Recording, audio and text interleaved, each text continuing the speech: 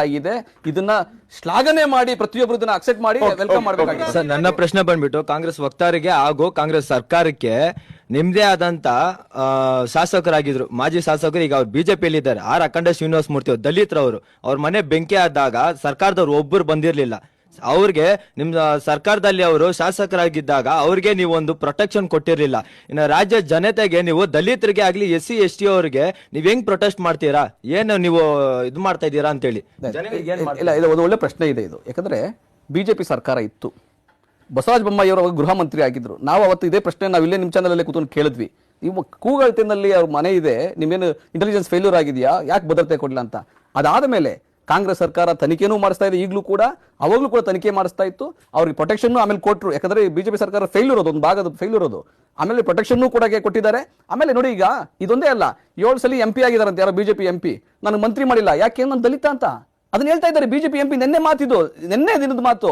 ಈ ತಾರತಮ್ಯ ಅಲ್ಲ ರೀ. ರಾಮನಾಥ್ ಕೋವಿಂದ್ ಅವರು ರಾಷ್ಟ್ರಪತಿಗಳು ಅಲ್ಲಿ ಪಾರ್ಲಿಮೆಂಟ್ ಗುದ್ಲಿ ಪೂಜೆ ಆಗುತ್ತೆ 2020ರಲ್ಲಿ. ಇವರು ಅವ್ರು ಕರೆಯದೇ ಇಲ್ಲ ಪಕ್ಕದಲ್ಲಿ, ಯಾಕೆ ಹೇಳಿ?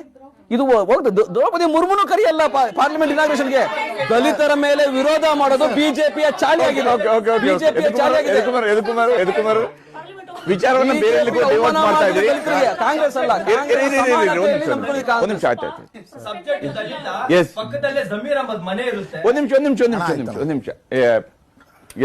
ದಲಿತರ ಬಗ್ಗೆ ಇಷ್ಟೊಂದು ಮೊಸಳೆ ಕಣ್ಣೀರು ಸುರಿಸ್ತಾರಲ್ಲ ಸರ್.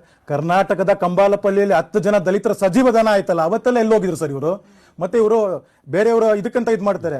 ಇದೇ ಕಾರಿಗೆ ಅವರು 8-9 ಸತಿ ಅಲ್ಲೇ ಗೆದ್ದಿದಂತವ್ರನ್ನ ಅವ್ರನ್ನೇ ಮುಖ್ಯಮಂತ್ರಿ ಮಾಡಿಲ್ಲ. ದಲಿತರ ಬಗ್ಗೆ ಇನ್ನೇನ್ ಮಾಡ್ತಾ ಇರ್ತಾರೆ ಸರ್ ಅಲ್ಲಿ ಇರ್ತಾರ ಅಲ್ಲಿ? ಯಾಕೆ ಅವ್ರನ್ನ ಕಳ್ಸಿದ್ರು ಡೆಲ್ಲಿನಲ್ಲಿ? ಮಾಡಿಲ್ಲ, ಅದ್ ಮಾಡಿಲ್ಲ ಅಲ್ಲಿ. ಆಮೇಲೆ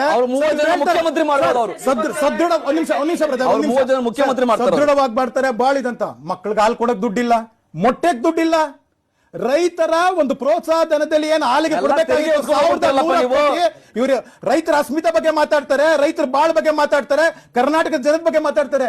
ರೈತರ ಹಾಲಿನ ಪ್ರೋತ್ಸಾಹ ಧನ ಯಾಕಪ್ಪ ಇನ್ನ ಕೊಟ್ಟಿಲ್ಲ ಸಿದ್ದರಾಮಯ್ಯ ಅವರೇ? 15 ಬಾರಿ ಬಜೆಟ್, 1 ನಿಮಿಷ ಸರ್, 15 ಬಾರಿ ಮಂಡಿಸಿದ ಸಿದ್ದರಾಮಯ್ಯನವರ 15 ಬಾರಿ